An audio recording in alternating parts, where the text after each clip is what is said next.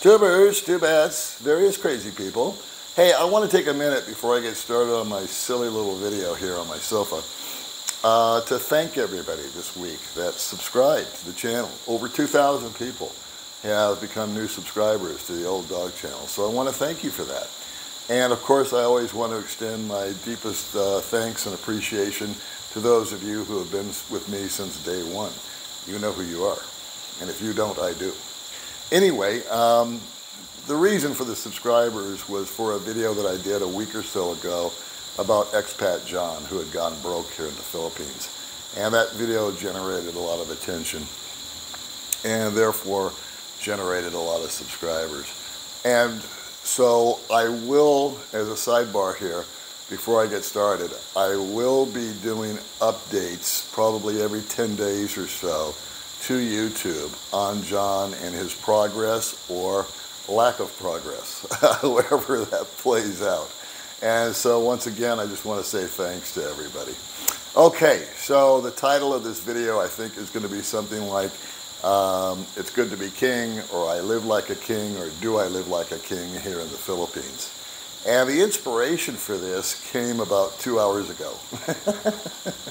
And actually started about 3 days ago when good old Tom Petty came on my playlist and sang the song It's Good to Be King. And it's always been one of my favorite songs. So I was listening to that over and over again because I really liked it on one of my little morning, solitude days where I was just sitting outside thinking about the world and other things. And then this afternoon, I went to a little Mother's Day celebration that Baby May put together down the street.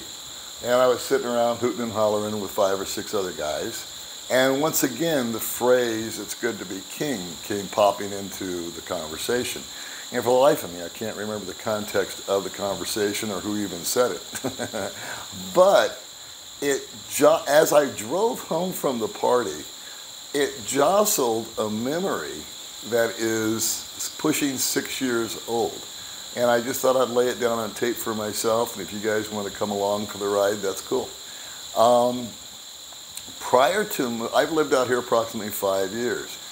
Prior to moving to the Philippines, I was consuming and watching anything and everything about the Philippines. I was watching YouTube channels of guys living over here, and they all said about the same thing. They all lived on about $1,000 a month. And they did this and they did that, and that was kind of back in the day, if you will. And so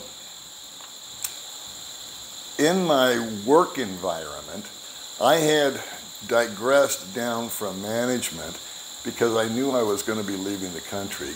And I simply modified myself down and got a new job just working in sales. And for about the last 6 or 7 months of my working years in the States. And I was in retail automobile sales. And so I worked at CarMax, which by the way is a very good place to buy a car. Anyway, the Las Vegas, where I lived, has a very high concentration of Filipinos. And wouldn't you know it, that during the last 6 months, I had a lot of interactions. This is my last 6 months in the States prior to making the move out here. I had probably 40 or 45 face-to-face interactions with true-life Filipinos and Filipinas at CarMax. And even my doctor was a Filipino. And of course all the nurses. And I would chat them up as much as possible. But it was primarily in that setting that they would come in, and not all of them were like particularly my customers, but they would be clients, they were customers that were in the store. And if they were sitting at a desk by themselves, I would ask the salesman working with them, "Hey, can I go BS with your customers for a little bit about the Philippines? Because I can see they're Filipinos." And they would always say, "Absolutely." I'm tired of talking to them. And I got stuff to do. They just bought a car and I got to do all this. So I don't want to leave them alone. So Paulie, if you could go over there and chat them up, that would be awesome. So, okay. So anyway, any opportunity that I had, I would talk to a Filipino or a Filipina or both. And just try to get their vibe and their take, because I was yearning for information. And it never failed. This is got about a 95% accuracy rate to it. I'm going to say I talked to 40 different couples, so we'll just go low. And it would be a husband and a wife, or a mother and her son, or whatever. And they were from the Philippines, and all of them were working over here as OFWs. And they were working as the proverbial nurse, or bookkeeper, or whatever, housekeeper. And they were in there buying a car. And I would sit down and say, hey, my name's Paul. I'm not here about your car deal or anything, but I just wanted to know if I could ask you a few questions. I'm moving to the Philippines soon, and I wanted to see if I could get your input on a few things. And all of them would say, you're moving to the Philippines? And I'd say, yeah. And they would say, oh yeah, sit down. We want to talk to you. Super cordial, super friendly, and really curious. And so, if I had the proverbial husband and a wife, I kid you not, the conversation never varied. It was the same. First thing, I would say, look, I'm nice to meet you, Mr. and Mrs. So-and-so. My name's Paul, and I'm going to be retiring soon. I'm going to be living on my Social Security. I'm going to be moving to the Philippines. I just thought I'd sit here and chuck and jive with you a little bit. See if maybe you could shed a little light or give me some information or some tips. More than happy to do it. Never failed. The woman always spoke first. And guess what the question was? I bet you already know. Are you single? And I'd say, yeah, I am single. And the woman every time said the same thing. Each woman. She said, oh, Paulie. My name went from Paul to Paulie automatically with these Filipinos. And she said, you know what? You are going to, if you're single and you're going over there, you are going to meet a beautiful young Filipina. And I guarantee you, Paulie, she's going to treat you like a king. And I'd say, really? And she'd say, yeah. But then they would always give me the motherly warning, and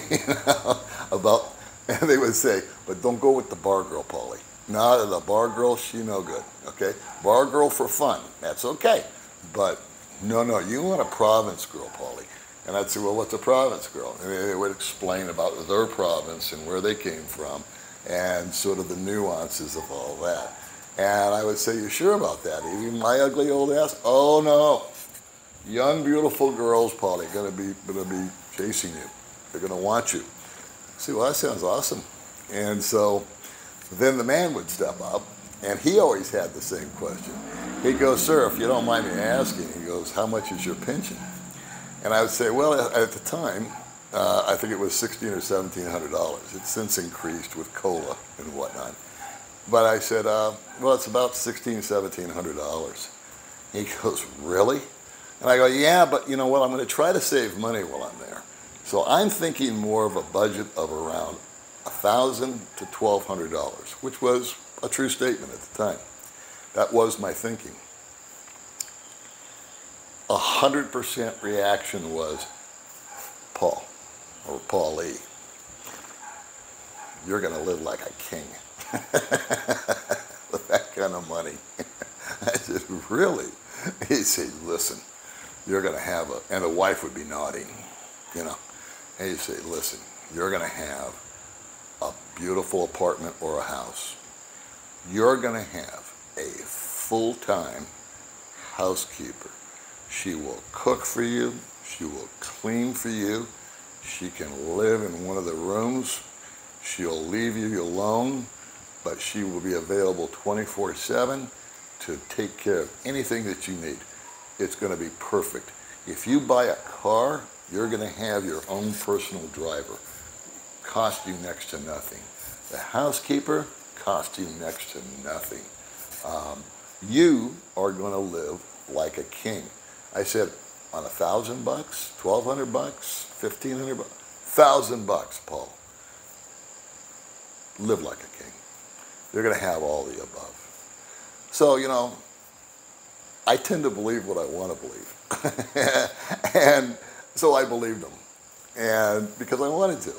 And this went on and on and on. And, and parts of the conversation they would always also ask is, where in the Philippines are you going? And at that time, I was vacillating. I honestly hadn't settled yet until about the last 2 months. But at the 6th month, 5th month, 4th month time period where I was talking to these folks, I said, I'm not sure. I think possibly Cebu or Dumaguete.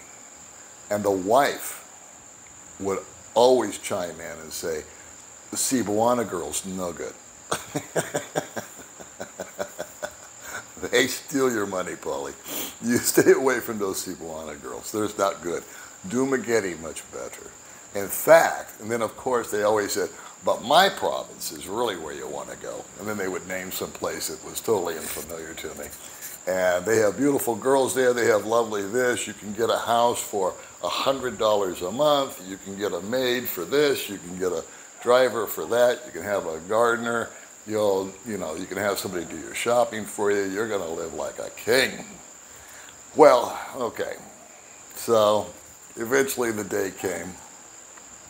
I got on the plane and I landed here in downtown Dumaguete. Or actually I landed in Cebu. I stayed there for 24 hours, then came here to beautiful downtown Dumaguete. And everything that they told me didn't happen. I did not manage to live here on $1,000 or even $1,200 a month. That shot right up to $1,500, $1,600 quick. Beautiful young women were not throwing themselves at me at all. That was not happening. I never got a maid that was living there and cooking and cleaning all day. And I sure as hell didn't have a driver because, well, I didn't have a car. But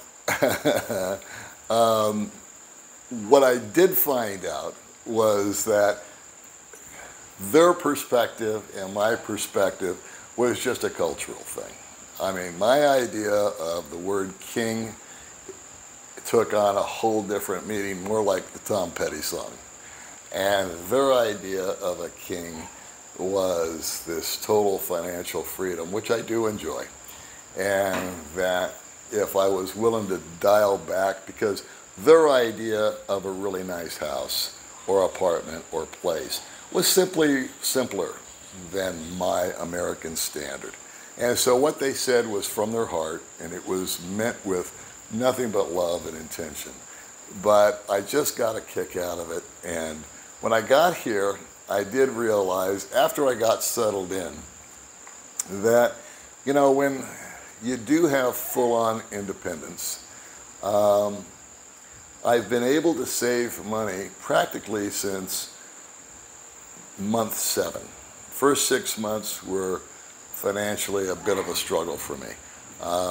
Nothing overkill, no overkill, but I made a lot of mistakes. The savings account got dipped into to some degree to get set up, to, make some bad decisions,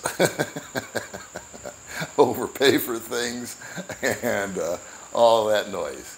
But after about 6 months, I actually stepped up. I bought my gay-ass looking scooter and had my own transportation. I had a nice apartment. I had a housekeeper that came twice a week named Cheryl, and she would come in and I would just leave, and she'd spend 4 hours and the place would be shining like a new dime, and I would overpay her, and because she had 4 kids. So her and I were on good terms until May came along a few years later, and May decided that she was no longer necessary. So do I live like the proverbial king? No. But I do have a lifestyle over here that I think is better than a king's. Because a king's got responsibilities, and a king has got duties, and a king has got obligations, and a king has to take care of people and sign stuff and make decisions. And the only decision I have to make is, what do I want to do today? So I thought I would just share this little ditty with you. It's really a whole thing about nothing. I'm going to have some updates on John coming up, and I am going to do a full-on budget video that I think is appropriate. after this last week, and I haven't done a budget video in some time. And I think that every 6 or 7 months those are appropriate, especially when there's new subscribers coming along that have not had an opportunity to go through the old ones. And also that's prompted by a lot of the questions that I've been receiving lately from guys thinking about pulling the trigger and coming over here. So anyway, I'll do a whole review of budget, and I'm going to do a budget video with a twist coming up next time. All right, so once again, thanks to everybody that's come along for the ride, and also those that have been on the ride for some time.